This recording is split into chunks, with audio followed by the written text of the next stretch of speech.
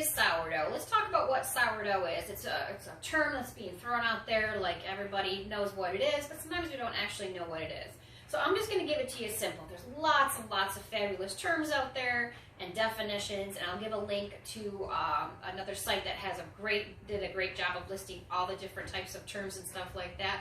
And they're all fancy and stuff like that. Keep it really simple. I want to just cook bread, people. Actually, I don't cook it. I just want to bake bread, people. That's all I want. But I want it to be sourdough because I can feel a difference when I use a lot of flour and I just make a yeast with your traditional yeast that you buy from the store versus the sourdough. I can actually feel how my body is reacting to it, especially like breaking down the sugars and starches. So I use sourdough to help ferment, which sounds like a weird term, but it's not scary. Fermenting is actually a really good thing.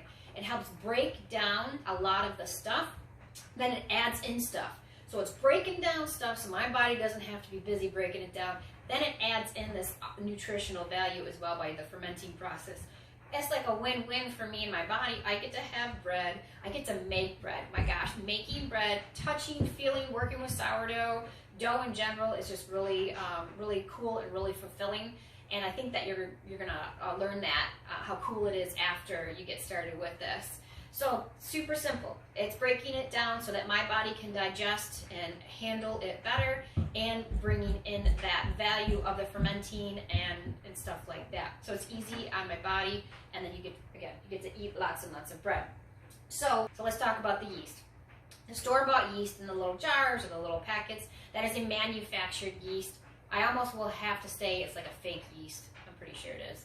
They somehow make it. It does that fun, cool action, right, where it bubbles when you proof your yeast, and then that's what makes your bread rise in a very quick manner. And that's why there's the difference between sourdough and using the yeast bread, I guess we'll call it, is that it puffs up real quick, right? You can have a loaf of bread within 2 hours.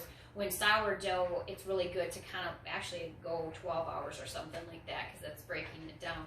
So that yeast is from the store. It's not horrendous. I'm not saying that. And I think using that kind of yeast and making bread at home is going to be far superior than buying anything from the store. So if that's your option where you're at right now, you go ahead and do that. And that is my dryer going off right now. So hopefully a kid will come down and turn that dryer for me. It's real life, people. So that's the yeast from the you keep in the fridge, that kind of yeast. Then you have the sourdough yeast, which is grabbing basically yeast in the air, which is called wild yeast. People probably have some other terms like that, but there's yeast all around us. It's on all of our counters. It's just everywhere.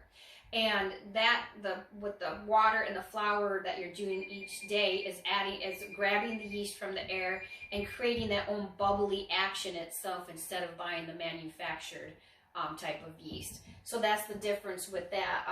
So that it's wild, it's in your air, and it's free, and it's cheaper, right? So I've been baking sourdough for several years. I have a lot more yeast in my kitchen, which sounds really weird, but so it happens to go quicker. So if you're first at starting your sourdough and doing the yeast at home or the sourdough at home, you might not have it as much as well. And we're going to build up our starter so that you can go ahead and use this free yeast and water and flour to create breads of all different kinds. So that's sourdough, I think, in a nutshell. So let's get started again.